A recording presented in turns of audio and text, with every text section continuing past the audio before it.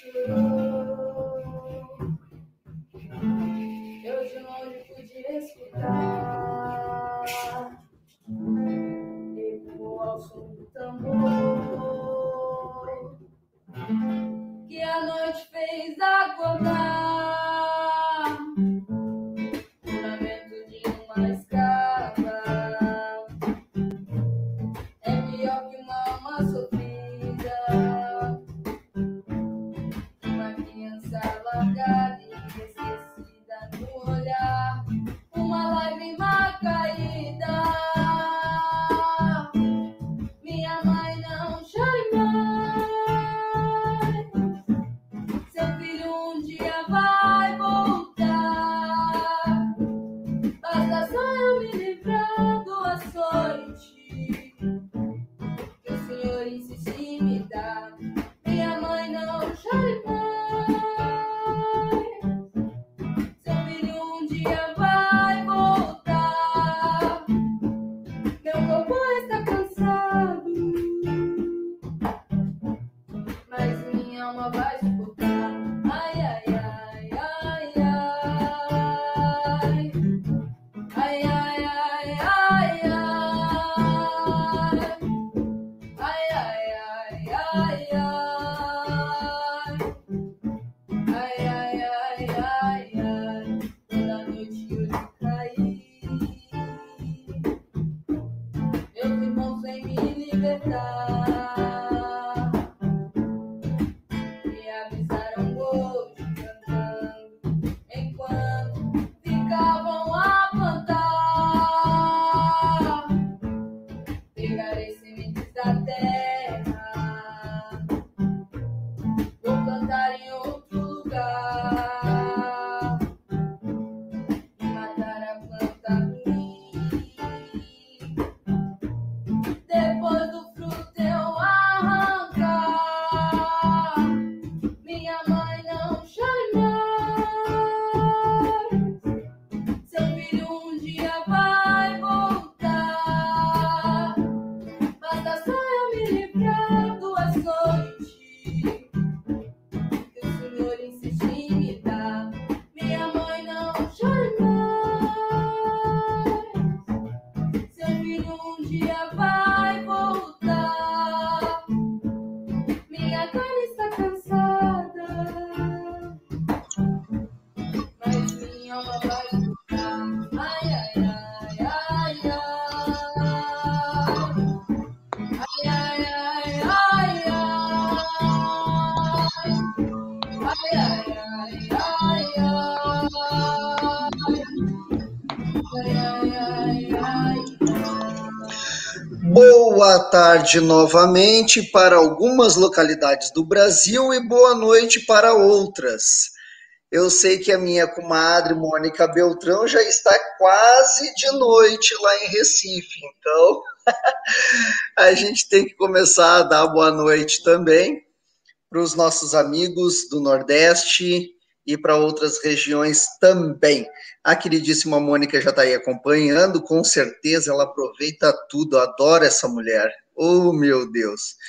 Dando sequência ao terceiro dia da Semana Literária da Escola Fusarca e Folia, essa é a terceira palestra de hoje, uma palestra extra, uma palestra surpresa. Na verdade, não vai ser bem uma palestra, vai ser mais um bate-papo, né, que a gente vai tentar. E vou trazer para o centro já essa moça linda, sorridente, com um sorriso largo, contagiante, que é Juliana Lopes. Vai falar um pouco sobre o trabalho de musicoterapia que ela está estudando, que ela está fazendo alguns trabalhos já também. E falar sobre poesia, falar sobre outros trabalhos maravilhosos que ela tem, que eu venho acompanhando no Instagram, que depois ela vai deixar o endereço aqui para vocês também, para vocês acompanharem. E, Ju, primeiro se apresente, fale quem você é, de onde você vem, o que você faz, qual o seu hobby, o que você come, qual é a cor preferida. E vamos dando sequência e depois você já pode ir entrando no tema se você quiser. Seja bem-vinda. Obrigada, Gabriel. Muito obrigada pelo convite. essa palestra um pouco nepotista aqui, né? Esse nepotismo do bem que a gente está fazendo aqui. Meu nome é Juliana, sou natural de Porto Alegre, Rio Grande do Sul, e moro aqui na cidade de Curitiba, capital do Paraná. Ainda é dia aqui, tá? Se pondo do sol. E aqui eu curso um bacharelado em musicoterapia. Então, os temas que eu venho trazer muito isso tem a ver com essa vivência que eu tenho. Eu morava em Porto Alegre e por volta de 2014, 2015, eu comecei a frequentar um projeto social que era desenvolvido por alguns estudantes de música para tornar mais popular o ensino de música. E lá a gente começou a ter alguns tipos de vivências, levando isso para comunidades carentes ou até mesmo para hospitais. E foi lá que eu tive assim, muito start disso. Eu já tinha ouvido falar em musicoterapia um tempo atrás, mas não tinha ido muito atrás, na verdade, né? Aí como, começou a eu ver esse efeito que tem na vida das pessoas quando a gente mobiliza a música, quando eu vi muitas pessoas que diziam lá que não cantavam e que começaram a descobrir a sua voz. Então eu vi que tinha uma potência muito além daquela questão estética, do que aquela questão de eu não sou música, eu não toco, eu não canto. E vai muito além disso. A nossa vivência com a música é algo que tem muito a ver com a história toda da humanidade, né? Não acima de outras artes, mas a música está sempre presente na nossa vida. E porque a música é algo que nos mobiliza sem que a gente faça muito esforço para isso. A gente está em qualquer parada de ônibus e tem música tocando, tem sons acontecendo. Então, na musicoterapia, a gente utiliza muito os elementos sonoros, não necessariamente musicais, mas é intermediado por esses elementos da música, que é o ritmo, o timbre, a altura, que fazem com que a gente, com isso, consiga acessar as pessoas e desenvolver diversos objetivos terapêuticos. Saúde mental, saúde física, reabilitação, cognição. Então, são diversos objetivos que a gente pode traçar. Eu estou no último ano, né, terminando os estágios. A gente está no projeto piloto na Unespar, aqui que é a Universidade que eu estudo, que é um projeto de atendimentos remotos.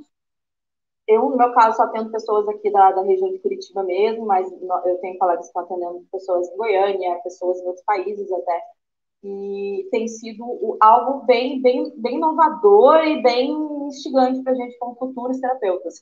Inclusive, né, a gente pode dizer que foi algo extremamente dificultoso no nosso caminho, né, porque eu era para ter terminado o curso no ano passado. E aí tivemos que protelar, fomos obrigados a protelar o curso, né, todo o pessoal que estava no quarto ano.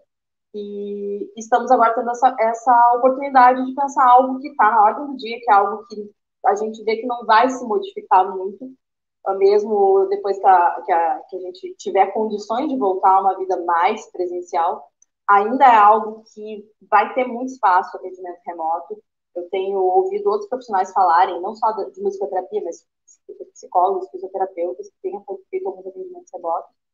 E existem algumas demandas. Isso trouxe, por exemplo, à luz pessoas que não conseguem sair de casa, seja por transtornos como transtorno do pânico, né?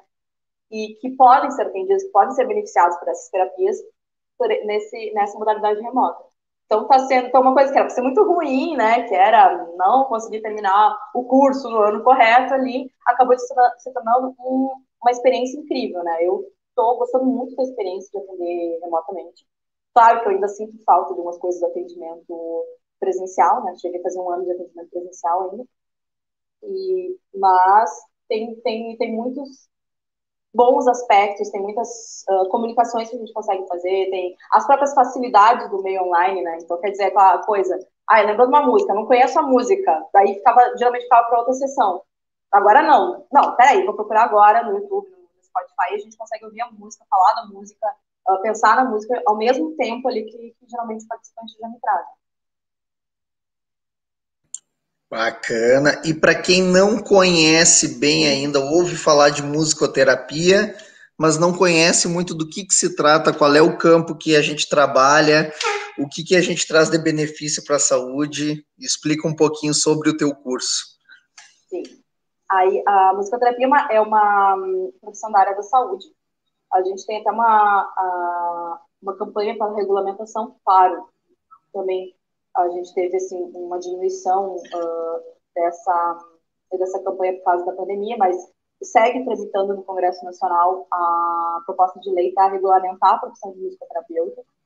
E hoje é uma profissão em franco crescimento. A gente tem poucas faculdades com bacharelado no país e alguns cursos de especialização voltados a professores de música ou músicos formados ou também psicólogos, né, que conseguem aperfeiçoar em 1 ano e meio, 2 anos de curso, uma carga horária de estágio que, assim, por mais que a gente não tenha um conselho profissional, a gente tem a união das associações, né, de musicoterapia, que é a UBAN, a União Brasileira de Associações de Musicoterapia, que consegue ter um diálogo muito bom com os profissionais. Então, toda vez que é implementado um curso de musicoterapia, mesmo em modalidade de especialização, é feito sempre com uma discussão bastante coerente com o que a gente tem. Então, a gente tem ótimos cursos hoje no Brasil, tanto em graduação quanto em especialização.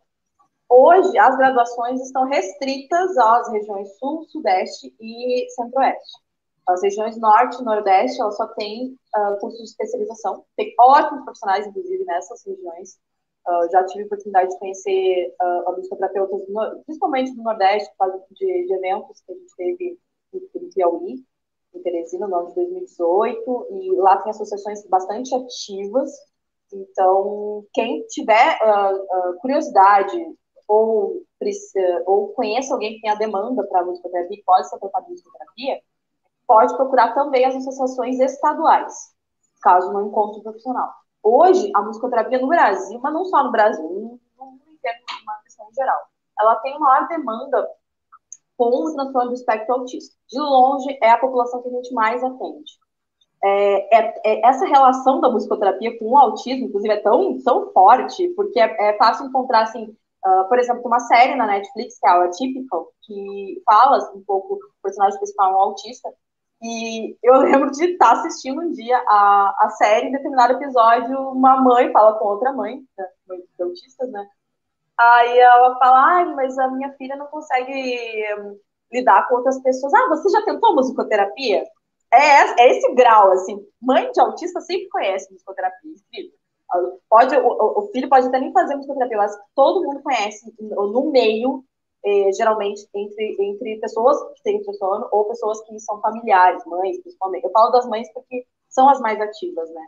Sim. Dentro do curso de musicoterapia, eu tive a oportunidade de conviver com muitas mães de autistas. E é incrível, assim, eu não tenho conhecimento tão aprofundado em outras transtornos ou síndromes que aconteçam. Mas as mães de autismo, elas são muito ativas, elas sabem muito, elas dão aula sobre autismo.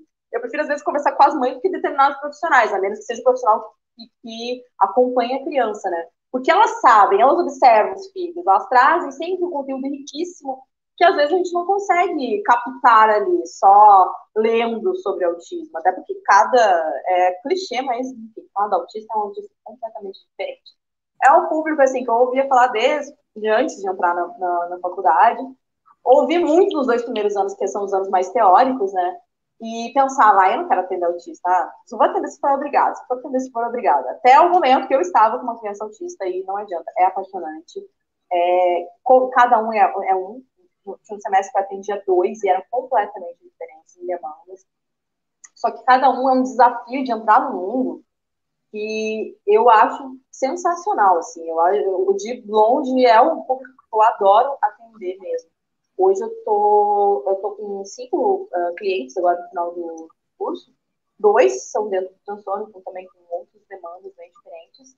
E é sempre um desafio. O vínculo, ele é feito assim muito pouco a pouco mesmo, cada dia, quando começa eu acho que isso acontece com outros terapeutas que atendem autistas também, quando a gente tem um ganho, assim, às vezes o ganho, eu tive um participante que o ganho que eu tive com ele foi que ele olhasse para mim, depois de, sei lá, 1 mês que eu atendi ele olhou para mim pela primeira vez, e a gente começa a comemorar isso, que eu digo assim, as pessoas não entendem. Quem não trabalha com autista ou quem não está no meio da musicoterapia não entende essas emoções. Eu lembro de eu atendia com uma colega no 2018, essa criança, e a gente começou muito a comemorar, nossa, ele olhou pra gente. Os nossos colegas, assim, da música, de artes cênicas, ficavam assim, e daí que ele olhou pra você? Assim, não, cara, é muita coisa. Dependendo do tipo de socialização que a pessoa autista tem, isso é muito forte, isso é muito importante. Ganhar a confiança dela, ganhar um convite para entrar no mundo dela, é algo muito forte. Eu não sou a melhor pessoa para falar sobre isso, acho que, enfim, eu acho que é um tema que a gente sempre tem que enfatizar muito. A gente tem muitos canais no YouTube, muita gente conversando sobre isso, muita gente escrevendo sobre isso. Mas uma coisa que eu tenho exercitado, assim, como pessoa mesmo, né? Nem exatamente como profissional, é ouvir autistas. Eu tenho seguido muitos autistas no YouTube e no Instagram, e é algo muito transformador. Claro que tá vendo de outro lado. Em 2018, eu atendi crianças que eu ficava pensando, será que um dia essa criança vai ter uma vida minimamente normal? Eu ficava muito me questionando isso. Olhando para... Eu me pegava assim, pensando assim, às vezes até olhando para as crianças neurotípicas, pensando, oh, mas ele nunca vai ter uma vida como essa. Ele nunca vai ter... A gente às vezes, chega assim, as dificuldades são tantas, assim, desses acessos, que a gente não pode muito mascarar isso. Há uma frustração do terapeuta também. A gente também quer. Quando a gente começa a atender uma pessoa, a gente quer fazer toda a diferença na vida dela. E essa calma, esse ritmo terapêutico, que em cada pessoa é absolutamente diferente, eu acho muito importante de se adquirir como pessoa. Eu acho que a terapia, ser terapeuta, não só como terapia, mas ser terapeuta me melhorou muito como pessoa. Eu aprendi muito mais a ter um pouco mais de... Não é nem calma, é observar os processos. É muito diferente de ter calma. Porque tem pessoas que os processos são rápidos e a gente precisa aprender as pessoas que são os processos rápidos, não só as pessoas que têm os processos lentos. Eu sou uma pessoa que tem processo muito rápido, por exemplo, e eu raramente tenho a paciência das outras pessoas.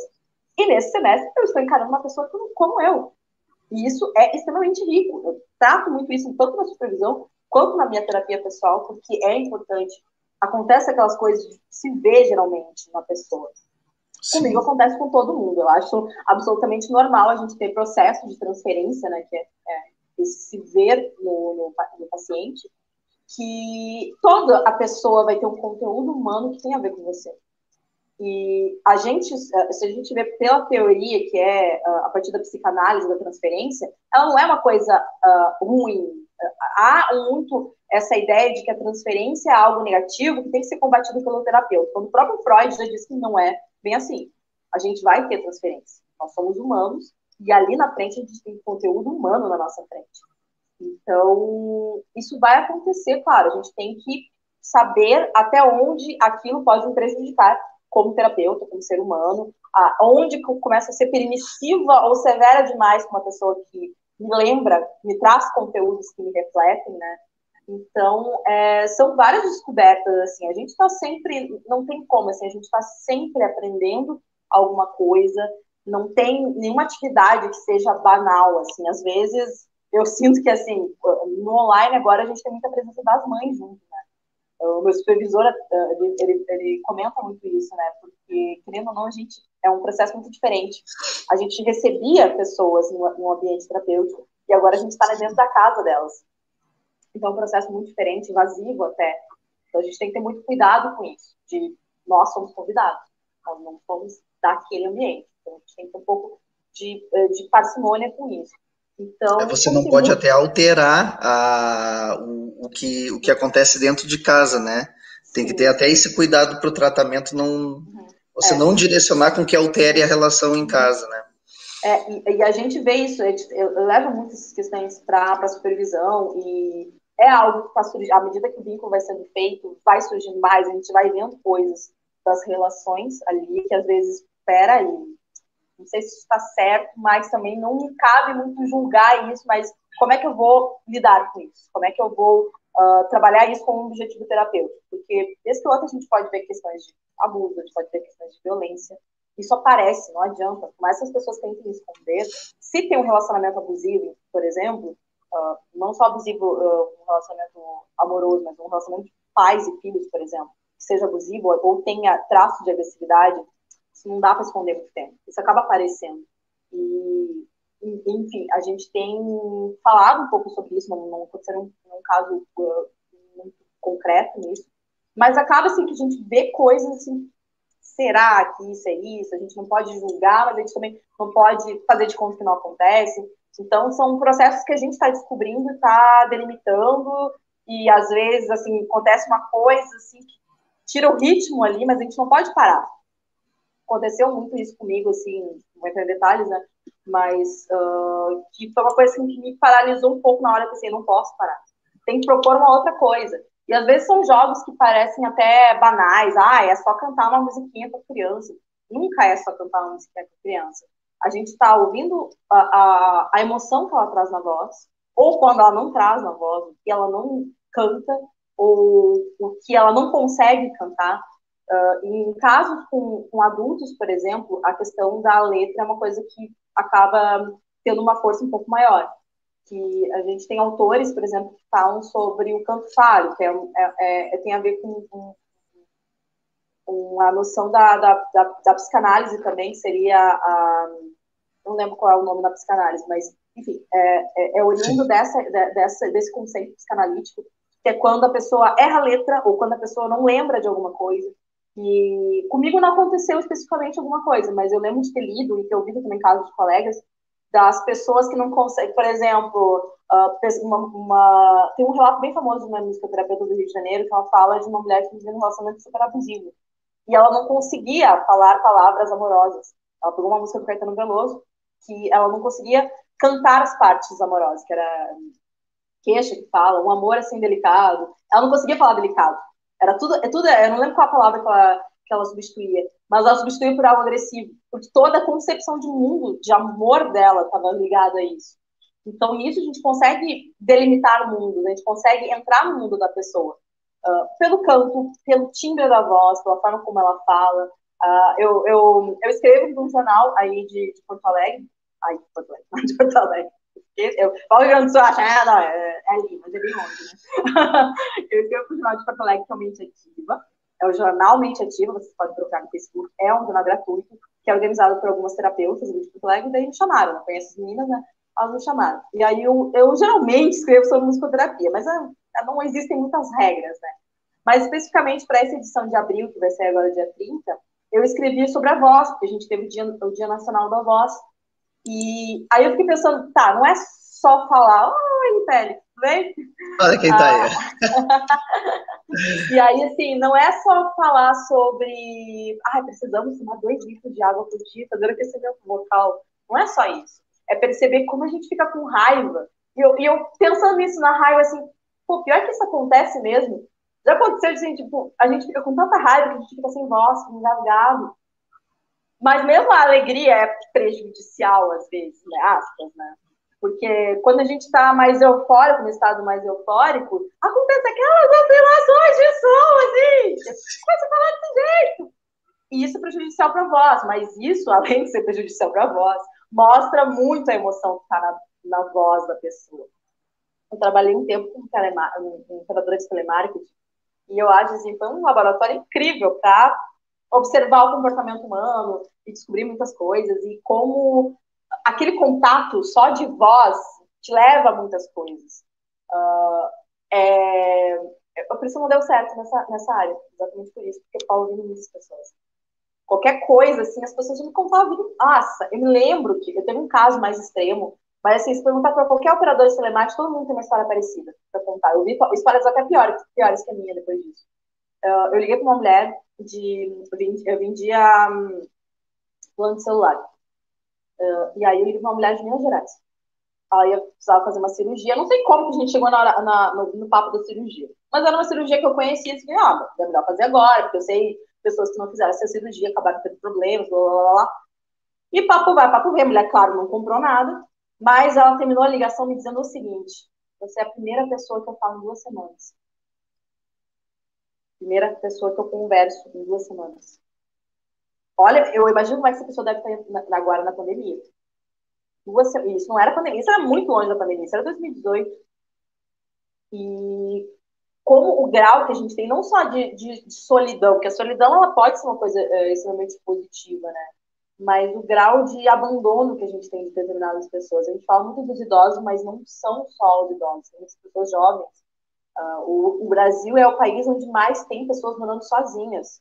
E eu sou uma pessoa que mora sozinha, eu sei muito das dificuldades que tem isso. Então, por exemplo, eu monto toda uma rede entre amigos para a gente se ajudar por causa disso, porque são vários amigos que moram sozinhos e se tem algum problema de saúde, se tem algum problema de deslocamento. Eu tive suspeita de coronavírus, eu tive que ficar em isolamento. Se eu não tivesse uma amiga para me ajudar, eu não teria nem comida, tá? Eu podia pedir comida? Podia, mas tem coisas assim que, sei lá, esqueci de comprar uma coisa. Não podia fazer uma compra de R$ 150, que é o mínimo lá que o iFood pede. Eu precisava desse contato, assim, como eu fui em contato de outra amiga, por exemplo, quando ela também estava em isolamento. Então, essa solidão, esse desligamento, não tem só nas grandes cidades. A gente tem observado que é uma coisa muito frequente. E é um traço dos tempos, né? É um traço da forma como a gente tem se organizado socialmente. E que eu vejo que a pandemia não mudou nada, infelizmente, nesse aspecto. Né? A gente tem criado, ao contrário, a gente tem criado mais barreiras entre as pessoas. E eu vejo muito isso refletir no ambiente terapêutico, porque essas dificuldades que as pessoas têm de se expressar, às vezes, é mais fácil se expressar para um estranho do que para o pai ou para a mãe que convive com ela. Exatamente. Então, assim, eu pego muito isso, sim. No momento, não, porque eu atendo mais crianças, né? E uma das crianças, por exemplo, duas, na verdade, eu atendo com a mãe, com as mães respectivas, né? E às vezes é perceber essa dificuldade que as mães têm. Eu senti, assim, quando a gente começou os atendimentos, eu senti até que enfim eu vou poder entregar meu filho para alguém. Eu senti bem assim. Não foi uma coisa que foi dita, mas foi uma coisa que eu senti muito. Tipo, agora eu posso entregar meu filho para outra pessoa. Eu não preciso mais me preocupar. Durante uma hora eu não me preocupo mais com ele. E é muito comum as pessoas confundirem com aula de música. Aí outro dia, um Toquinho me perguntou, a gente vai fazer aula de música? Acho que eu vou falar para o Toquinho que é musicoterapia. Ele não sabe nem, não sabe falar música, vai saber falar musicoterapia. Eu, sim, a gente vai fazer aula de música. Só que para a mãe e para o pai, tu tem que fazer esse intermédio. Não, é musicoterapia, um pouco diferente, não é só aprender música. Pode aprender, vai aprender. Assim como fazendo aula de música, vai evocar os objetivos terapêuticos, as coisas meio que se retroalimentam. Só que o objetivo ali é outro. O objetivo ali é atender essas demandas, não aprender a pessoa, não ensinar a pessoa a tocar bem e fazer apresentações lá fora. Já vi pais que se frustram com isso, né? E acham que não, meu filho vai virar um pianista. Não é bem assim. Nem se fizer aula ele vai virar um pianista se ele não quiser. Começa por aí. E no que se detém, então, a terapia? Você utiliza instrumentos ali ou você trabalha só canto, tons? Como é que funciona esse atendimento? Depende, assim, né? Depende muito. Claro, a gente, em geral, assim, aqui não aparece que eu não vou mexer o celular, porque senão eu vou fazer besteira. Mas eu sempre deixo os instrumentos perto aqui. Esse instrumento, por exemplo, tem um tambor aqui, tem a bateria. Ai, desculpa. Caiu. É o tipo de coisa que eu faço. E aí tem sempre instrumento por perto, aqui, ó. Tem vários instrumentos. Eu virei aquela pessoa que viaja para qualquer lugar e compra instrumento, né? É muito coisa que tu começa a fazer depois que começa a fazer musicoterapia. Ai, peraí. Eu te perguntei isso justamente porque quando a gente vai pesquisar alguma coisa de musicoterapia na internet ou no YouTube, geralmente só aparece músicas, tipo assim, músicas para relaxamento, para sono, para qualquer outra coisa. E a gente não acaba tendo a noção de como é que é realmente a terapia, né? Olha, eu não vou nem comentar isso, porque é uma coisa que a mim me irrita demais, porque é meio que uma pseudociência. Porque não vou dizer que assim, não existe isso, mas enfim, não estou com o violão aqui por perto, senão eu ia mostrar, porque precisava de um instrumento meio melódico. Mas enfim, esse aqui não é exatamente, ele vai ter uma nota só. Isso aqui, a nota tem frequências. Por exemplo, a nossa afinação clássica no Ocidente é em Lá em 440. O que quer dizer isso? Que um Lá, no caso um Lá 4, ele tem... Se tiver algum músico aí, me corrija se eu estiver errado, porque eu não lembro se é o Lá 4 mesmo. E tem vários Lás. Tem o Lá 1, que é o mais grave, até o mais agudo, lá o Lá 6, 7. Enfim, o Lá 4, ele vai ter uma afinação de 440 Hz, que é, enfim, a vibração da corda, ou a vibração das ondas sonoras através do sopro, né? Sim. Isso tudo vai variar de um instrumento para outro. Mas no violão, que é o instrumento mais acessível, assim, o Lá vai ser o Lá da quinta corda, 440. Então, esse é afinado a 440. Essa afinação não é padrão para o mundo inteiro, tem uma lenda de que ela foi determinada pelos nazistas, não sei exatamente, tem várias teorias diferentes, mas enfim, é uma teoria e é uma afinação, 440. O pessoal do Oriente, por exemplo, afina 432. Então, o 432 lá é um Lá que não é igual ao 440 daqui, ele vai ser um pouco diferente. Então, isso é uma parte de física, né? Que eu não vou entender muito também. Se tiver um físico, por favor, me corrija. E aí, assim, vai ter as ondas senoidais, né? E aí esse 440 vai ser um Lá e a partir de, não sei lá tantos quanto, vai ser um Si bemol. Vai ser a próxima nota, né? Entre um e outro, vai ter diversos outros sons, que são sons não afinados. Há pessoas, e pessoas que pesquisam isso seriamente, outras nem tanto, que acreditam que cada uma dessas frequências leva a tipos de reações diferentes. De concreto, já li pesquisas muito sérias, feitas por pessoas sérias mesmo, que não tiveram essa... não foi uma pesquisa que foi concluída numa única abordagem, que viram, por exemplo, que as células têm reações diferentes a diferentes tipos de frequências. Em geral, um meio que consenso que diz, por exemplo, quanto mais altas as frequências, quanto mais agudos os sons, eles vão gerar mais movimentação celular. Então, isso aceleraria um pouco o metabolismo. Mas não é nada que seja assim, olha, é isso. Não tem consenso.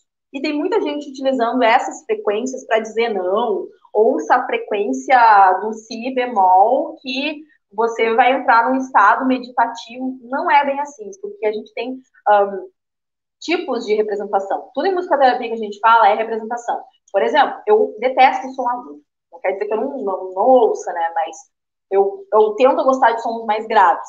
E é uma coisa que eu vejo que é uma coisa bem incomum. Porque geralmente as pessoas gostam mais de sons agudos.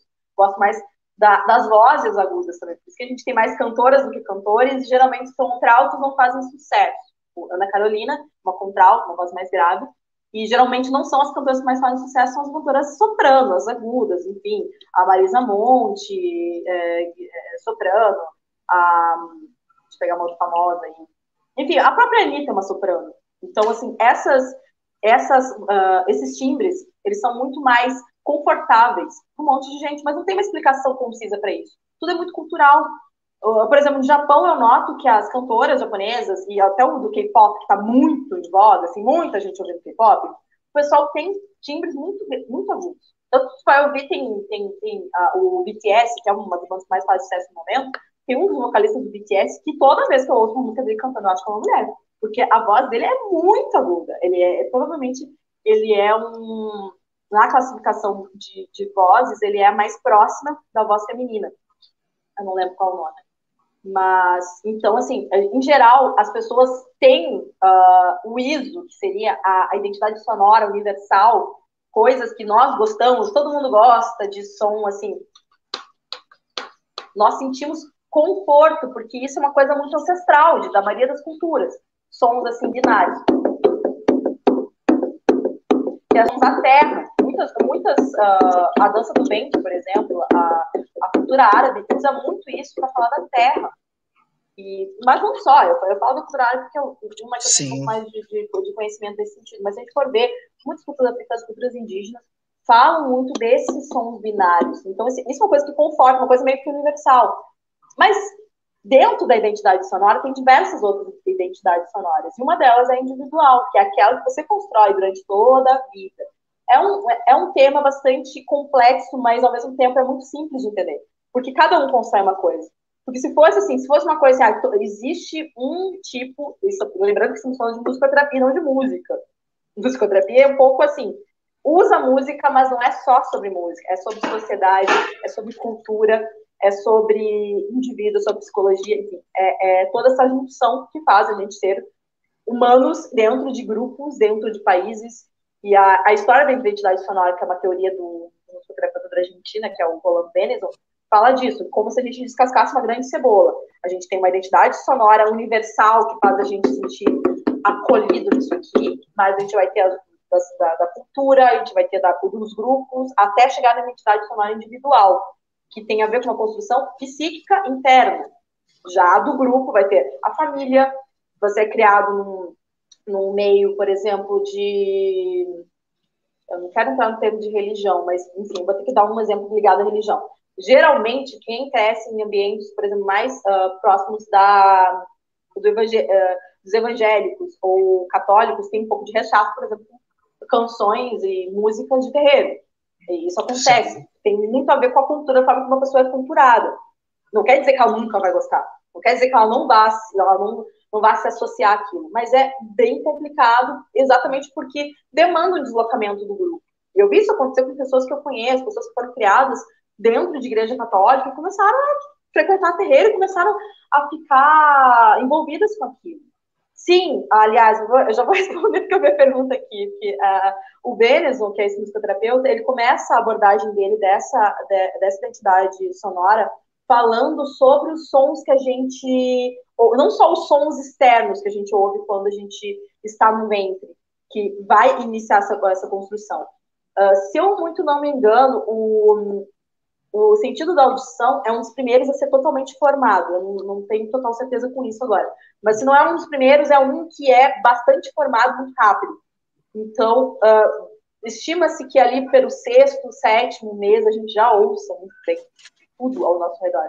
Então, por isso que é muito importante, mães que cantam para os filhos, pais que cantam para os filhos. A gente teve um caso... eu tenho que comentar esse caso, porque esse caso eu acho lindo.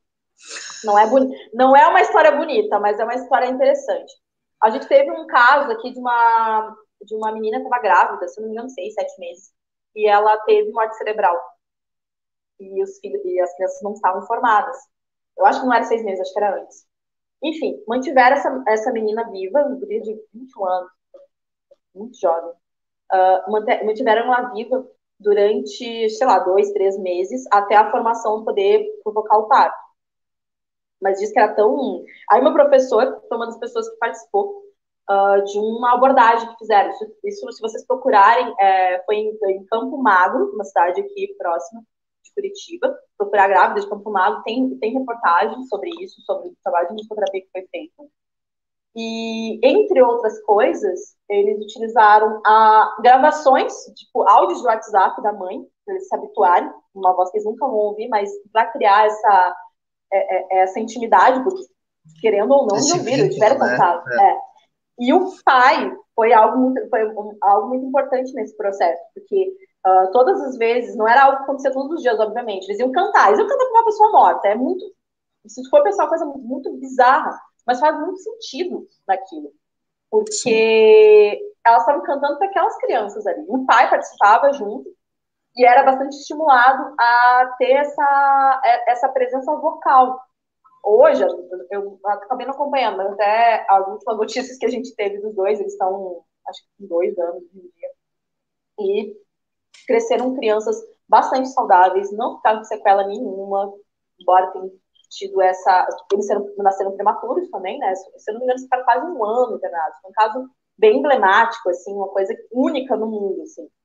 Depois teve um caso em Portugal muito parecido. Parece que a menina ainda levou a gravidez mais tempo do que daqui. E o caso daqui influenciou o tratamento que fizeram em Portugal também.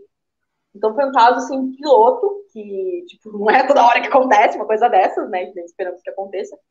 E foi incrível esse resultado prático que a gente tem. Porque ao ouvirem a voz deles, os movimentos aumentavam. Ao ouvirem os estímulos musicais, elas se movimentavam mais. Então, com certeza, teve ali um impacto dentro dessa formação que elas têm e, com certeza, muita influência em elas serem crianças saudáveis hoje, né? Então, há essa utilização. Não é uma coisa extremamente comum, mas comum é a gente pegar violãozinho e tocar com uma criança autista. Isso é mais comum. Ou para idosos também. Uma área bastante crescimento da musicoterapia no Brasil hoje é em casas de repouso, né? Instituições de longa permanência, como nome técnico, né? Então, a gente tem muita musicoterapia aqui. Em Curitiba é uma das cidades onde tem o maior número de instituições de longa permanência. E um dos estados que tem uma das maiores longevidades do Brasil. Então, quer dizer, é algo que está muito na pauta da musicoterapia. Eu participei do projeto de incentivo à pesquisa, né, durante a graduação, e o meu projeto era com envelhecimento de idosas saudáveis, no caso, né. Mas a gente tem muitos ganhos na parte de cognição de tratamento precoce no Alzheimer. A musicoterapia ela não impede que o Alzheimer se espalhe no cérebro, mas ela retarda muito. Há pessoas que têm um ganho assim, de vida, porque tem todo esse processo degenerativo do Alzheimer, que pode levar, assim, em alguns casos, 5 anos, muito rápido. E tem casos que eu já li que falam que isso é retardado em até 2 anos, se tem tratamento precoce. Olha. Então, a gente consegue ter uns ganhos muito bons, assim, em cognição, em estimular a memória, porque mexe com lembranças que são mais difíceis de serem prejudicadas pela degeneração.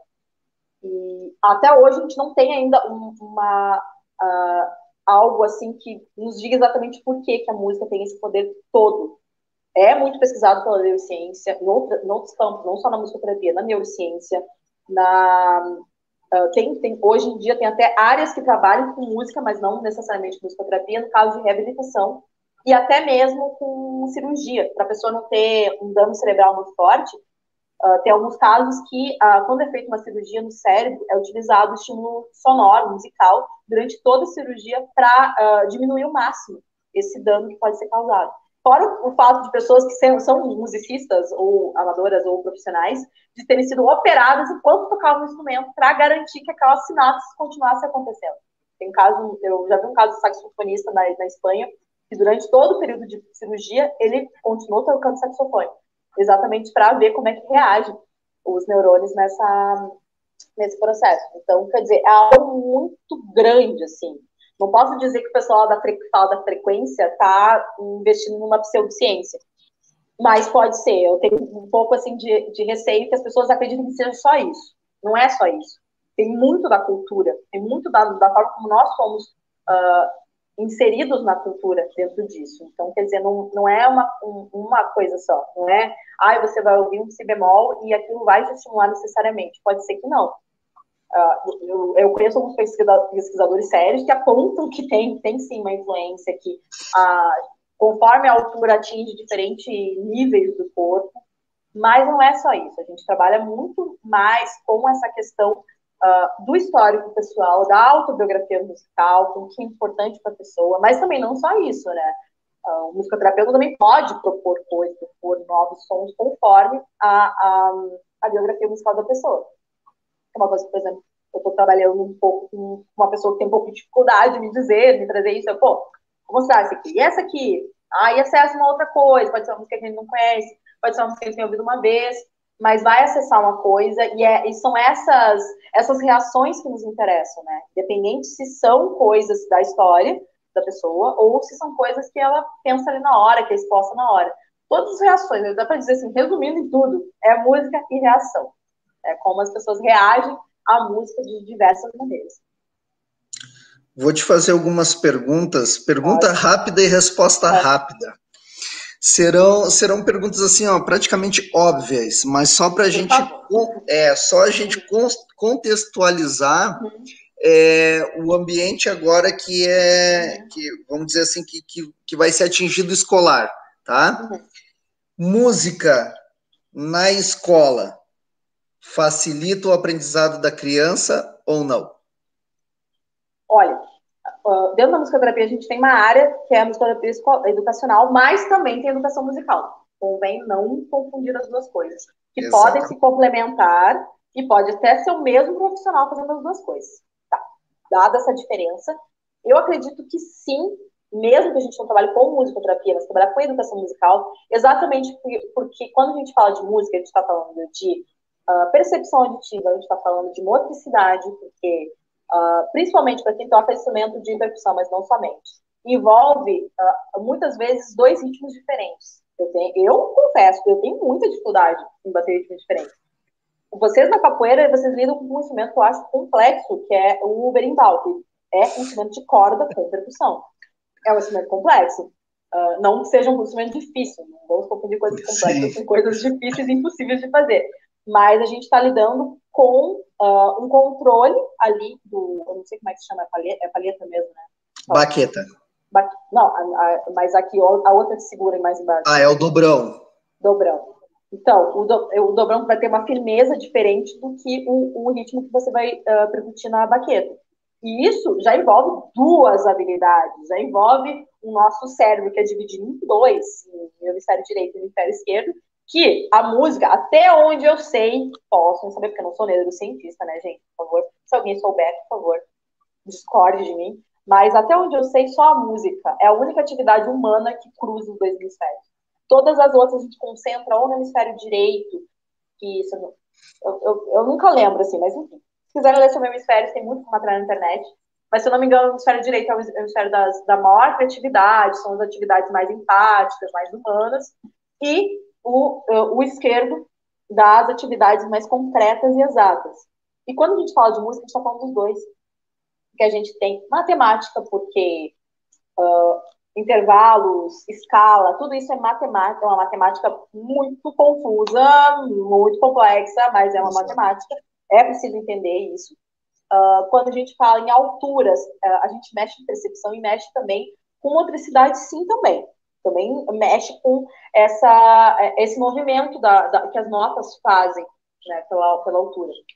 E, enfim, motricidade, matemática, percepção, percepção espacial também, que a gente, os sons são distribuídos no espaço. Quando você toca em conjunto, por exemplo, você tem que ter uma escuta de todos, cada um tem o seu momento.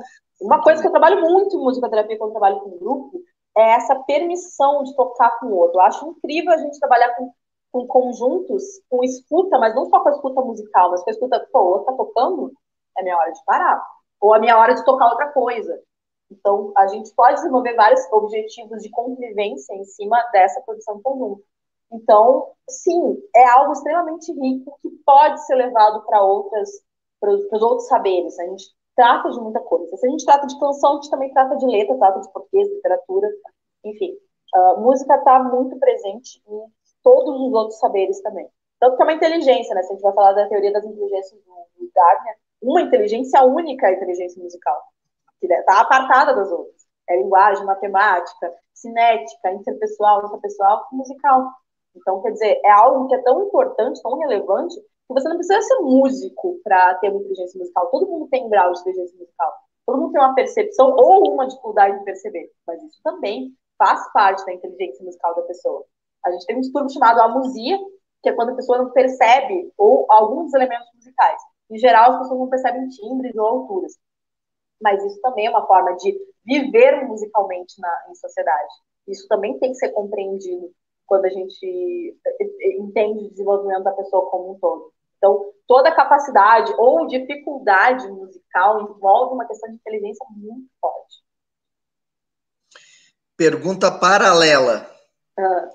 Diversidade musical em casa ajuda a criança a ter uma visão mais ampla da diversidade e do mundo afora, ou não? Nossa, é necessário para todo mundo, na verdade. E cada vez mais, assim, é algo que eu ainda quero abordar isso um dia como pesquisadora, porque às vezes a gente tende muito a falar da identidade sonora como assim, bom, digamos, assim, um exemplo bem básico, assim, a pessoa gosta de rock, acabou, nunca mais falamos de outro tipo de música. Não é bem assim. A gente vive numa sociedade cada vez mais barulhenta, a gente tem estímulo musical o tempo todo, tu entra numa loja tem música, tem cidades que tem música no ônibus, entra no elevador tem uma música, nem sempre é alguma coisa que você gosta, e se você for minimamente, assim, controlado dos seus comportamentos, você consegue lidar bem com isso. Mas não é todo mundo. Tem gente que tem bastante rechaço, e esse rechaço acaba criando dificuldades sociais. Eu conheço pessoas que são neurotípicas, não são autistas, não tem transtorno, não tem síndrome, não tem nada, que saem de lugares que não conseguem lidar com músicas diferentes, não sejam da sua autobiografia musical. E isso fala muito de uma sociedade que a gente tem muito pouca tolerância com diferente. E sem falar pela questão social da música mesmo. A gente tem um rechaço muito grande, não dá para topar o sol com a peneira, não dá para dizer que não são certos, mas o grande rechaço das pessoas hoje tem a ver com músicas sociais, músicas associadas a classes sociais desfavorecidas. A gente tende a não gostar de funk e de sertanejo. E, embora o sertanejo ele seja um pouco mais gregário, assim, né? Ele tá da classe Z até a classe A, tá em Camboriú e tá na favela da Rocinha, ele ainda é considerado um nicho muito menor se comparado a outros estilos musicais, sobretudo MPB. Mas, assim, se a gente vai estudar a história da música, todo esse questionamento que fazem do funk hoje, fizeram do samba antes. E não é assim, mas não é a mesma coisa. Não é a mesma coisa, que são ritmos diferentes. Mas todas essas coisas, é um ritmo menor, é repetitivo, é vulgar, tudo isso foi falado do samba dos anos, até os anos 20, 30, e é falado para muita gente ainda no samba. O samba não é, eu vou utilizar o samba, mas ele não é um estilo que seja um consenso, ele não é consensual. O jazz não é consenso com uma música boa. Tem muita gente, muito crítico musical, que ainda considera o jazz uma música menor. Então, assim, além da gente não ter consenso, de cada vez mais a música se abrir a... Não existe música boa, não existe música ruim, porque a gente tem... Eu dou sempre um exemplo de um concerto, mas, enfim, se procurar sobre música contemporânea, você vai ver coisas piores ainda. Tem um compositor alemão, que não é de agora, um cara lá dos anos 20, 30, 40, eu não lembro exatamente que ano que ele compôs esse concerto. Ele tem um concerto para helicóptero, e vocês podem ver, o nome dele é Stockhausen. Ele tem vários concertos que ele fez para objetos do dia a dia, ou para motores, enfim. Ele é um dos pais da música eletrônica, é um cara que estava fazendo música no final do século XIX, no início do século XX, acho que não é final do século XIX, não lembro exatamente qual a época. Então, quer dizer, para mostrar que essa discussão de o que é música e o que não é uma coisa muito recente, e não é um consenso para ninguém. O Stockhausen, ele é considerado um grande nome da música contemporânea. E por que é importante ter uma peça como a dele de helicópteros, ou uma peça do John Cage, que é um mais contemporâneo aí nos anos 70, que fez um concerto famosíssimo chamado 4:33, 4 minutos e 33 segundos. Que é 4 minutos e 33 segundos de silêncio. Porque o silêncio também é um elemento da música. O silêncio é muito importante ser utilizado. Eu acredito que, às vezes, a gente até dependia muito em musicoterapia, a gente esquece. Eu tenho algumas pessoas que eu atendo, e eu, às vezes, preciso falar. O silêncio também é uma opção. Você não é obrigado a acreditar a tocar o tempo todo. Porque a gente mexe muito com isso. Eu acredito que quando a gente está no contato terapêutico, na musicoterapia, talvez isso aconteça na psicologia ou outras terapias também, mas na musicoterapia acontece muito dessa forma. A gente precisa sempre delimitar que esse espaço é um espaço de liberdade, é um espaço de criação, porque a gente vem de uma sociedade que está o tempo todo colocando normas. E dependendo do objetivo terapêutico, isso é muito importante, estimular a criatividade. É uma coisa que eu tenho penado um pouco com algumas pessoas, e é difícil quando vê isso em criança, uma rigidez forte de, eu não posso fazer isso porque é errado. Da criança simplesmente não... De ver crianças muito novas que simplesmente não conseguem sair de um padrão rígido. E em cima disso, a gente consegue criar um espaço de liberdade muito, muito grande, porque com a música a gente consegue acessar de uma maneira muito mais tranquila, que as pessoas acham, não tá fazendo nada, ele só tá batendo. E nesse batida tem muito mais coisa do que às vezes uma hora falando. Porque dependendo da forma de acessar a pessoa, aqui é muito mais fácil do que falar. Então, é isso. Meu anjo, vamos tocar agora no assunto da poesia, porque a gente já está quase uma hora falando. Eu achei que não ia desenrolar o assunto e foi. A gente já tá... E eu ainda tenho até mais perguntas e mais colocações, mas se eu deixar, eu sei que você também tem outras coisas para fazer, nós vamos ficar a noite toda aqui conversando. Como é que surge esse projeto de você? Não, pode falar primeiro, pode ir lá. Não, mas só fechando tudo, assim, quem tiver mais curiosidade em musicoterapia, me segue lá no Instagram. Eu, por enquanto, não falo muita coisa de musicoterapia, quero botar uns conteúdos mais pra frente. Segue lá o jornal Mente Ativa, toda mês eu estou escrevendo sobre musicoterapia, ou sobre música, ou alguma coisa que tem a ver com as duas coisas. E também procurem associações de musicoterapia no seu estado. É bem importante. Se você gostou, se interessou, procura um profissional, não é só para autista, não é só para Alzheimer, todo mundo pode ser beneficiado. Nesse tempo de pandemia, a gente está recebendo muita procura, por exemplo, de pessoas neurotípicas que estão com crise de ansiedade, que estão com dificuldade de superar o luto. A gente tem pessoas que perderam pais, mães, avós para o Covid, estão com muita dificuldade de lidar com isso. Então, e mesmo assim no pós-Covid, eu tenho amigas que estão com síndrome pós-Covid, que estão com dificuldade de fala, dificuldade de canto. E eu gostaria muito de desenvolver um trabalho de musicoterapia mais à frente com isso, mas eu acho que é algo que pode beneficiar bastante qualquer tipo de população. Então, se tiver curiosidade, procura a Associação de Musicoterapia do seu estado, que no Rio Grande do Sul tem a MTRS, a MTPR no Paraná, a UBAN, assim, ficou em dúvida, não sei qual é do meu estado, porque tem algumas que são de mais de um estado, por exemplo, no Amapá, Acre, Amazonas, enfim, tem algumas que juntam mais do estado. Procura no site da UBAN, a gente está com uma campanha, 1 Minuto pela Musicoterapia também, pela regulamentação. Então, conheçam, deem a dica para todas as pessoas, porque é algo que transforma a vida de pessoas mesmo. Maravilha. Poesia. Como a poesia entra na tua vida? Como surge esse trabalho que vocês estão fazendo agora? Que daí você já pode falar sobre o projeto, sobre as meninas que trabalham com você nesse projeto, lançamento do livro, do CD, do DVD, do show para... Ainda não. Daqui a pouco, mas ainda não. Vou fazer o Enéas agora. Vou falar tudo em 2 minutos. Não, pode ficar tranquila para falar. Vai lá. Não, eu comecei a escrever há muito, muito tempo. Assim, acho que eu tinha uns 12 anos. E eu participava de concurso de poesia. Mas aquela coisa, poesia não dá dinheiro, literatura não dá dinheiro, música não dá dinheiro, eu fui desistir de fazer outra coisa. Mas nunca deixei de escrever. Sou a rainha de escrever poesia em nota fiscal, em comprovante de ponto. Quem bate ponto aí, que tem comprovante, sabe que é uma coisa que é 2 por 2, eu escrevo naquilo. E eu sou muito de escrever à mão, por exemplo. Inclusive, que não me deixa mentir aqui. E, enfim, então sempre teve presente, mas nunca foi de uma maneira, foi muita coisa acumulada durante todo esse tempo, né?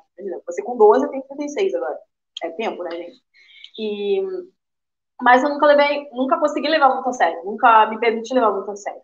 Aí, assim, de um tempo para cá, eu já estava organizando originais para publicação. E aí, em 2019, não foi uma coisa da pandemia, então, em 2019, teve uma chamada da editora Lutal para poetas e mulheres, né? Poetas e mulheres. Em geral, as poetas não gostam de usar o termo poetisa, tá? Eu não tenho nada contra, mas também não tenho nada a favor, e acabo seguindo o que a maioria do meu público prefere, né? Então, eu prefiro poeta, né? Mas, assim, convocaram poetas mulheres e artistas plásticas para compor um livro sobre, que a princípio era Cantemos Todas Nós, não era alguma coisa voltada a falar de feminismo, não era alguma coisa voltada a falar de relacionamentos abusivos ou de outros problemas que as mulheres enfrentam, mas acabou acontecendo. Então, isso gerou essa primeira antologia, que é Quem Der o Sangue Fosse Sol da Menstruação, publicado em 2019 pela editora Lutal.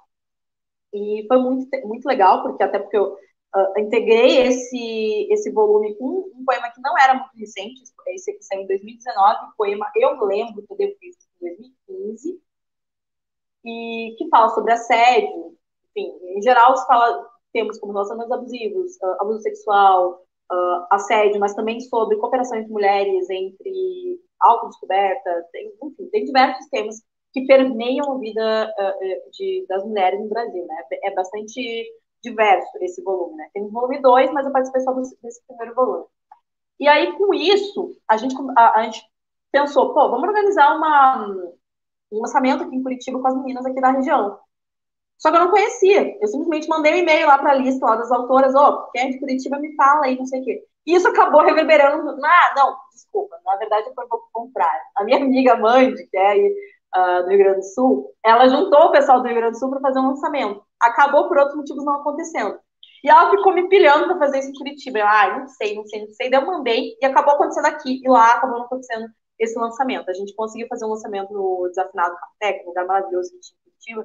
Fechou com a pandemia, tristemente.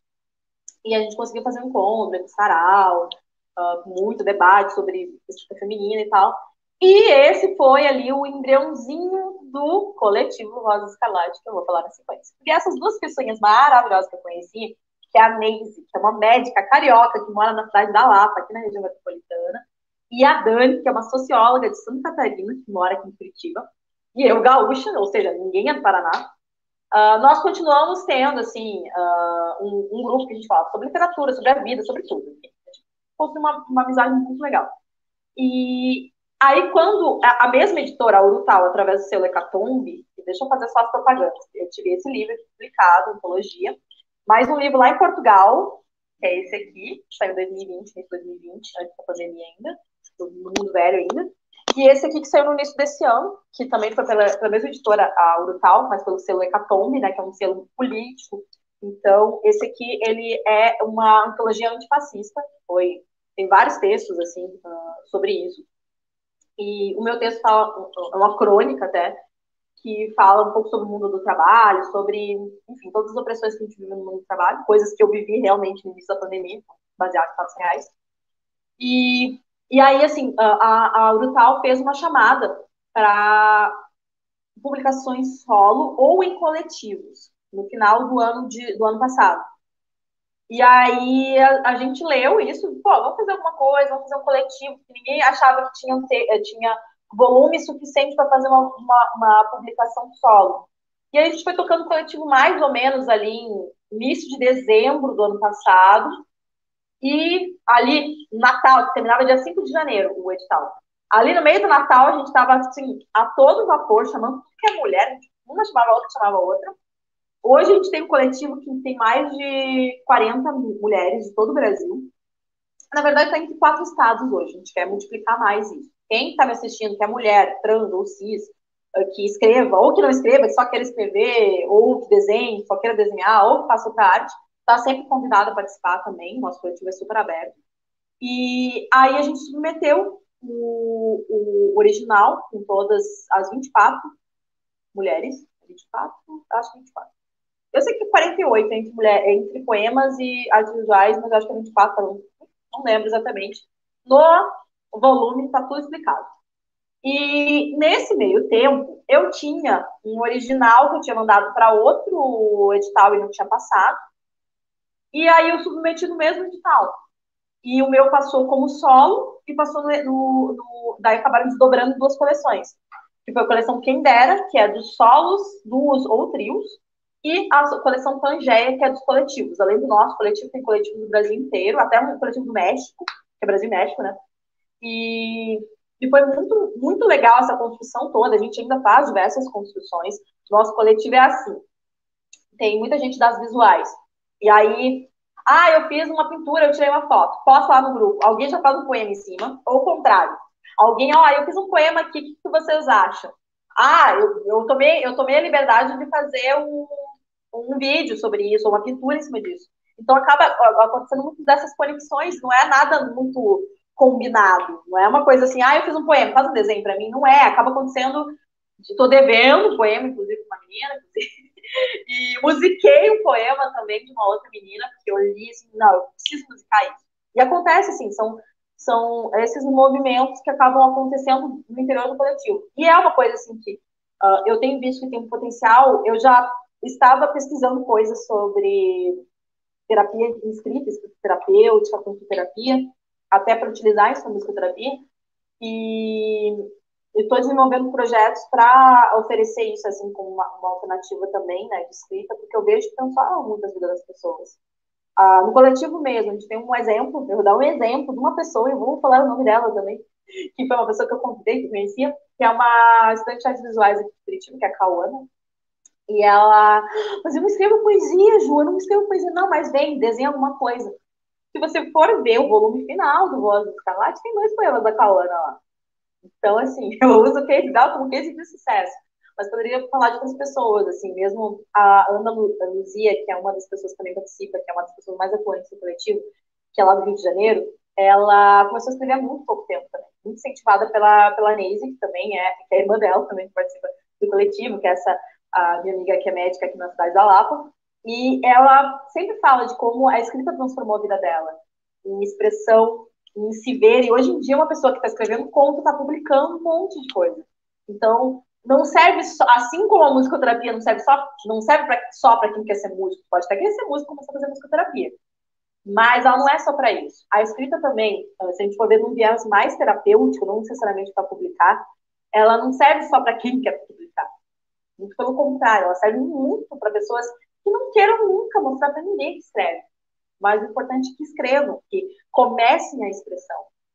E o meu livro solo, só para arredondar tudo, o Nova Sobre Ela, que também participou dessa coleção, mas é o que eu escrevi sozinha, né? Ele partiu de uma inquietação que eu tinha com alguns poetas de internet, papapá, e de uma certa estética. Então, ele segue uma estética falando assim, ela faz tal coisa. Porque os poemas dos caras são assim, ela faz tal coisa, isso faz ela diferente de todas as outras. E a minha inquietação ia mais por esse lado. Por que eu quero ser diferente das outras? Eu quero mais ser igual às outras, eu quero fazer parte de um grupo, eu quero mais estar com as outras, né? É uma coisa muito, eu sei, muito feminista, né? Mas, né, eu gostaria que isso fosse acessível, que os homens entendessem que a gente não quer parecer diferente. Mas, mesmo assim, cada um é diferente. Homem, mulher, todo mundo é diferente entre si. Mas todo mundo quer fazer parte de um outro coletivo. E eu acho que essa coisa de botar uma mulher assim, ela é diferente das outras, é algo muito danoso na socialização das mulheres. Porque isso nos faz nos odiarmos as outras, nos faz a gente ter dificuldade de conviver umas com as outras. Então, a minha abordagem foi muito nesse lugar. Assim. Eu apresentei pro edital com 18 poemas, a versão final ficou com 36 e poderia ficar com mais, porque eu esqueci de botar alguns, acontece. E no final eu botei uma provocação. Só quem comprou o livro vai saber que provocação é essa. Quem comprou na pré-venda. Mas quem não comprou na pré-venda, não se preocupe. Em junho estará à venda na Urutau, normalmente pelo site. Eu vou ter alguns exemplares também à mão, se quiserem comprar comigo direto. Mas o lançamento só vai ser em junho.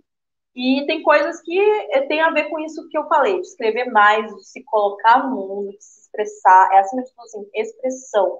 A gente vive num mundo que fala muito, a gente tem muita forma de falar, mas nem sempre a gente está se expressando. São coisas muito diferentes. Então, a convocação, todo esse blá blá blá que eu falei durante só uma hora quase, expressa. Procure expressão. Seja pela poesia, seja pela música, seja pelas artes visuais, pelo vídeo. Qualquer coisa, qualquer forma de expressão é válida e é extremamente necessária. Não interessa se você faz 3 tipos de terapia diferentes. Sempre vai ter uma demanda ali para falar, mesmo que seja ali para o seu caderno, mesmo que ninguém precise ficar sabendo. Não é sobre o outro ficar sabendo, é sobre você se sentir livre para criar, porque a gente tem muito estímulo, mas a gente tem pouca liberdade para criar. Eu acho que uma coisa essencial, uma habilidade essencial nesse século XXI é a criatividade, porque a gente está tendo que aprender a ser flexível na marra, e isso é um momento que a gente pode encarar como o fim do mundo, ou a gente pode encarar como uma grande oportunidade de recomeço. Eu prefiro pensar da segunda maneira, não é porque eu seja uma pessoa otimista, mas é porque é isso que acontece na prática. A gente não consegue simplesmente, a gente pode até, em algum momento, cansar das coisas, desistir por metade de um dia e dormir, mas no outro dia tu vai ter que continuar. Então a gente é obrigado a recomeçar a força. Exatamente. Esse teu livro solo, só poesia? Ou é o livro de coletivo? O coletivo é Poesias e Artes Visuais, intercalado. O meu livro é só poesia mesmo. Bacana, bacana. Mas então, além dessa publicação que eu tive da crônica aqui desse livro, também estou com uma publicação agora que saindo nesse mês, não, mês que vem, nesse maio, lançado em maio, mas esse eu não tenho ainda para mostrar, que é um poema também, e mais uma outra publicação que vai ter um conto, mas esse eu não sei quando é que vai sair. Também publiquei um outro conto, também não falei do conto, mas enfim, vai lá no meu Instagram, tem tudo, esse do conto até tem, é uma edição da Unicamp, ela é a download gratuito, mas lá também tem o link para os livros que eu falei aqui, tanto os 2 da Urutau, né, esse aqui e esse do Sangue. O que saiu em Portugal eu não tenho mais disponível para venda. Mas se procurar entrar em contato com a Mulheria das Letras de Portugal, de repente elas têm. Mas tem os links todos organizadinhos no meu Instagram lá, bonitinho. Valorize o esforço lá. Esse de Portugal, tu tem só a tua, só o teu exemplar? Ou... Eu só tenho o meu. Esse aqui eu ainda tenho alguns exemplares, esse aqui eu vou comprar para o próximo mês, assim, para levar. Estou indo no Rio Grande do Sul, daí eu já levo alguns lá, o pessoal que já me pediu. Mas sempre falam comigo, assim. Sempre dá um jeito em alguma coisa. Sim. Então, quem quiser seguir a Juliana, tá aí na tela.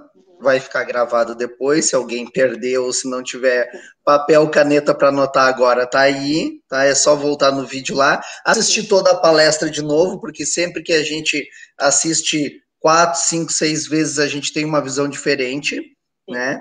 E para seguir o trabalho, Vozes Escarlate tá aí também, né? Caiu de novo, e assim a gente vai. Peraí. Não, é que eu mexo no. Por isso que eu não gosto de ficar com fone de ouvido. Eu sempre faço isso, fone de ouvido. Mas enfim. Então sigam aí. De antemão, Ju, eu só tenho a agradecer. Muito, muito mesmo. Vou abrir aqui o jogo para as pessoas que estão nos acompanhando, né? A Ju é minha irmã mais nova, irmã por parte de pai, mas irmã de sangue maravilhosa, que eu amo muito, muito, ela e o Vinícius. E eu estava comentando com a Mônica, depois da entrevista do Lobisomem, não, depois da entrevista do Lobisomem, não, depois da entrevista da manhã, que foi com a Lani, que foi muito emotivo, foi duas palestras que a gente teve com muita emoção, todas foram, claro, mas teve duas que mexeram muito com a gente, e eu disse para ela, Mônica, eu não sei como é que vai ser intermediar a palestra com a minha irmã de tarde, porque a última vez que a gente se viu presencialmente, eu acho que você tinha uns 14, 15 anos por aí, deve fazer... Não, acho que mais um pouco, deve fazer já uns 20, 25 anos que a gente não se vê presencialmente. Por um tempo a gente perdeu o contato, eu não sabia onde é que essa mulher andava, porque quem viu a Ju falando e tagarelando a palestra toda aqui sem parar, não imagina que ela era uma criança super fechada na dela, trancadinha no quarto dela, fazendo as coisas dela, que a gente não podia nem chegar perto para conversar, que ela virava bicho. E agora eu vejo aí você toda falante, sorridente, então é só motivo de orgulho para mim. E é muito bom estar contigo, e espero que a gente estreite cada vez mais. E tenho certeza que aquela pessoinha que a gente perdeu há um tempo atrás aí ia gostar muito de ver a gente trabalhando junto, né? Então, vou compartilhar aqui o folder das próximas entrevistas, que, deixa eu ver aqui se está aberto. Peraí, aqui. Então, para o pessoal que está acompanhando, hoje foi o terceiro dia de palestras. Amanhã, dia 22, fiquem ligados nessa dica. 9 horas da manhã, professora Joselma, de Recife, falando sobre literatura e a BNCC. Então, palestra da Semana Literária é só essa, amanhã, às 9 da manhã. Porém, às 15 horas, 3 horas da tarde, eu vou estar com a Joana Vasconcelos, a contramestre Moçambique, numa entrevista no canal de capoeira que a gente tem. Então, quem perdeu a entrevista da Joana na Semana Literária pode reassistir, claro, porque está ali gravado, mas se quiser interagir melhor com ela, amanhã às 15 horas, na página do Facebook, na Identidade do Capoeira. Então, a Joana vai estar de novo conosco, daí falando sobre o trabalho dela, sobre o livro também. Então, vocês podem interagir com ela ao vivo amanhã, se não conseguiram interagir na palestra dela na Semana Literária. E na sexta-feira, no último dia da semana, inclusive agora que eu notei que está faltando uma palestra nesse cartaz aqui, nesse folder aqui que eu tô divulgando. Bom, mas eu vou falar igual. 9 horas da manhã, a professora Mônica Beltrão, de Recife, falando literatura e encantamento. Às 14 horas, Leonor, a moleca de Porto Alegre, Rio Grande do Sul, falando sobre o seu trabalho de contação de história com dedoches e amigurumis. Tá? E agora, deixa eu correr aqui para ver. Gente, eu estava com o folder passado. Deixa eu correr aqui, porque nós temos uma entrevista bem interessante, que é com a Lindner, Juliana Lindner. Espera aí, só um momentinho, deixa eu correr aqui. Eu não vi que não tinha atualizado ali o folder. Mas bem, isso acontece também. Quando não é a internet, é esse mediador aqui que dá os pés nele. Então, deixa eu ver aqui, deixa eu confirmar. Isso, tá? Às 9 horas da manhã, Mônica Beltrão. Às 14 horas, Leonor Eugênia, moleca. E às 16 horas, Juliana Lindner, de Vitória, Espírito Santo, falando sobre análise corporal e comportamental. Essa palestra é muito legal. Ela tem um estudo, uma pesquisa, estudos dela que ela fez e ela atende hoje famílias, que é os traços de caráter na educação infantil. Então, ela consegue ver pelos traços do caráter, traços físicos e tudo mais, as dificuldades que as crianças têm e o que a gente pode trabalhar para ajudar essa criança a desenvolver algumas falhas ou algumas inquietações que essas crianças têm. Então, é muito boa essa palestra também. Ju, muito obrigado, sem palavras. Obrigada pelo convite, que é muito importante a gente tudo que eu tenho aprendido assim, trabalho em coletivo e fortalecer esses elos, assim, principalmente quando a gente fala em educação, inserção social, eu vejo como uma ponte muito forte, assim, da gente fazer com pessoas que nem sempre consigam se projetar tanto, assim, né? Eu penso muito, assim, nas crianças autistas que eu atendo, mas, enfim, a gente tem diversas pessoas que não conseguem ter uma expressão e as únicas coisas, muitos meios de acesso que a gente tem são as artes, são a música, a poesia, a dança, a capoeira, são maneiras que a gente tem de se comunicar com essas pessoas e também nós colocarem no mundo. Eu não sou muito dentro do mundo da capoeira, né? Mas eu trabalho com uma cantora, que é a minha aluna de Curitiba, ela é mestre de capoeira, e ela também trabalha isso com crianças, e é muito incrível quando a gente vê como isso modifica a vida das pessoas. Então, a gente está num momento bastante complicado no Brasil, todo mundo sabe disso, e as nossas boias de salvação são educação e cultura. Não é clichê falar disso, porque a gente fala há décadas e parece que tem muita gente que não entendeu ainda. E eu acho que, assim, essa pandemia mostrou para muita gente na pele que música é importante, poeta é importante, professor é importante. A gente entendeu só agora, mas tem muita gente que não entendeu ainda e a gente vai continuar batendo nessa tecla. Eu acho que espaços como esse são fundamentais para a gente ter diálogos entre várias áreas. Parece que às vezes a gente meio que fica cada um no seu canto e está na hora da gente misturar um pouco mais, porque a gente só tem a gente.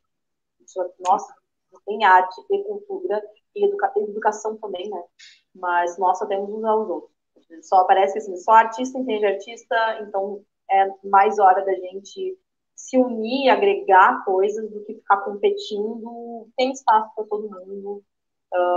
Eu que venho com um pé mais na terapia do que necessariamente na artística, na vida de holofote, pelo menos.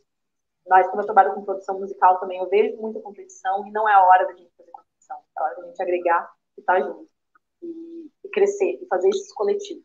Eu acho que muita coisa que transformou, assim, na minha vida e na minha escrita tem a ver com estar num coletivo, principalmente por ser um coletivo de mulheres, né? A gente ainda tem um país muito misógino, não digo nem machista, é um país misógino mesmo.